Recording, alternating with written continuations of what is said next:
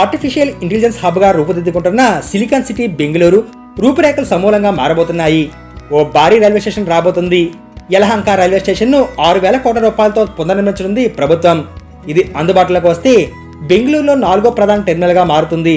ప్రస్తుతం క్రాంతివీర సంగోళి రాయన్న, సర్ ఎం విశ్వేశ్వరయ్య, యశ్వంత్పూర్ తర్వాత అతిపెద్ద టెర్మినల్గా రూపుదిద్దుకుంటుంది. ఇక తాజాగా 5 రీజనల్ ర్యాపిడ్ ట్రాన్సిట్ సిస్టమ్ కారిడార్ను అనుమతులు వేగవంతం చేయాలని కర్ణాటక ఉప ముఖ్యమంత్రి డీకే శివకుమార్ కేంద్ర ప్రభుత్వాన్ని విజ్ఞప్తి చేశారు. ఈ ప్రాజెక్టులు నగరంలోని రద్దీని తగ్గించి శాటిలైట్ టౌన్ల అభివృద్ధి ప్రణాళికను తోడ్పడతాయని ఆయన స్పష్టం చేశారు. కేంద్ర పట్టణాభివృద్ధి శాఖ మంత్రి మనోహర్ లాల్ ఖట్టర్తో ఆయన భేటీ అయ్యారు. రాష్ట్రానికి సంబంధించిన పలు పెండింగ్ ప్రాజెక్టుల గురించి చర్చించారు. దేశంలోనే మొదటి కారిడార్ అయిన ఢిల్లీ మేరట్ ఆర్ఆర్టీఎస్ విజయవంతమైన నేపథ్యంలో అదే తరహాలో రవాణా వ్యవస్థను బెంగళూరుకు మంజూరు చేయాలని ఆయన కోరారు. దీనికి సంబంధించి 4 రూట్లను కూడా కర్ణాటక ప్రభుత్వం ఎంపిక చేసింది. వాటిని ఈ ప్రతిపాదనలో పొందుపరిచింది. బిడది మైసూర్, హొరహళ్లి కనకపుర, నేలమంగళ తుముకూరు, బెంగళూరు ఎయిర్పోర్ట్ చిక్కబళ్ళాపూర్, హోస్కాటే పోదార్ మధ్య ఆర్ఆర్టీఎస్ కారిడార్ను ఏర్పాటు చేయాలని కేంద్రానికి ప్రతిపాదన పంపారు.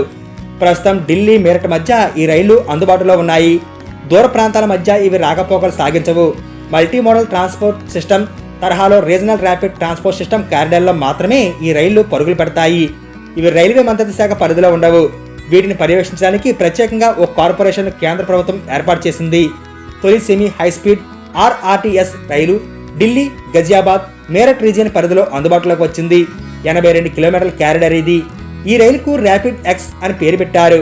National capital region transport corporation ఈ రైలు సర్వీసులను పర్యవేక్షిస్తుంది. దేశంలో ఆర్ఆర్టీఎస్ వ్యవస్థ కింద ప్రవేశపెట్టబోయే మొట్టమొదటి సెమీ హైస్పీడ్ ఎక్స్ప్రెస్ ఇదే.